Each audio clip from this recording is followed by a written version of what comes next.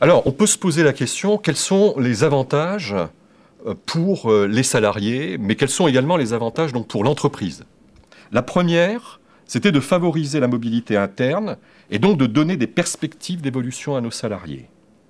Ce qui veut dire que favoriser la mobilité donc interne, c'est une réponse à une difficulté. Les entreprises aujourd'hui sont en difficulté de recrutement externe. Le marché est tendu et en particulier sur des secteurs d'activité comme le nôtre, où on va rechercher souvent des baccalauréats +2, +3, et tout le monde est en train de les rechercher. Donc ce qui nous permettait d'être un accélérateur à la fois pour l'obtention d'un diplôme, mais aller plus loin avec l'obtention de la VAE pour ouvrir d'autres portes avec d'autres horizons et des diplômes, passer des diplômes de niveau supérieur. Donc la deuxième raison est de développer l'employabilité des salariés, c'est-à-dire développer la qualification du personnel. Pourquoi ? Parce que les besoins en personnel qualifié peuvent croître rapidement. Les entreprises doivent s'adapter à leur marché. L'adaptation au marché signifie également développer de nouvelles activités, rechercher de nouvelles compétences et les favoriser en interne par le biais de la VAE est un moyen d'accélérer le processus de recherche des compétences nécessaires aux nouvelles activités de l'entreprise. La troisième raison, me semble-t-il, est également de valoriser l'image. Alors, valoriser l'image de l'entreprise pour ses salariés, pour ses clients, mais valoriser donc également un métier ou des professions ou des secteurs d'activité qui sont en souffrance d'image et de reconnaissance. Quatrième raison pour qu'une entreprise s'intéresse à la VAE, c'est de contribuer au développement de la motivation et à l'implication du personnel. C'est généralement ce que les entreprises mettent en avant en premier temps au niveau de l'intérêt de la VAE.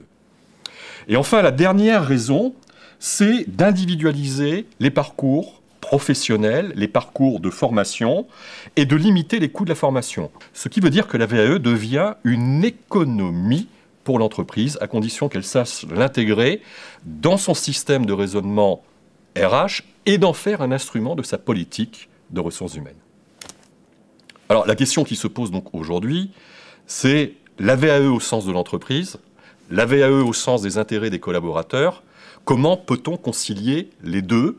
Et je pense que ce n'est pas antinomique. Ceci étant dit, il faut bien l'avouer, les entreprises ont eu tendance jusqu'à aujourd'hui à être frileuses sur la VAE.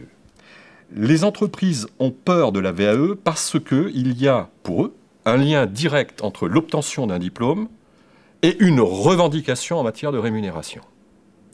Alors, ceci étant dit, il y a derrière cette préoccupation une bonne raison, une excellente raison et une motivation donc à respecter. Les entreprises ont à faire face au maintien et à la maîtrise de la masse salariale. Il me semble que cette préoccupation est du domaine de la petite entreprise. La PME ou l'entreprise plus large ne voit pas la VAE de la même façon. Pourquoi ? Parce que la plupart se sont installés dans un processus de gestion prévisionnelle des emplois et des compétences. Ceci étant dit, ces entreprises ont également développé une politique de rémunération adaptée à leur stratégie et bien évidemment se sont préoccupés des éléments qui permettaient de nourrir la motivation des personnels. Et donc ces entreprises, d'une dimension certes différente de la TPE, ont intégré la politique de rémunération et voient plutôt aujourd'hui la VAE comme étant un instrument de leur stratégie, faisant partie intégrante de la politique des ressources humaines.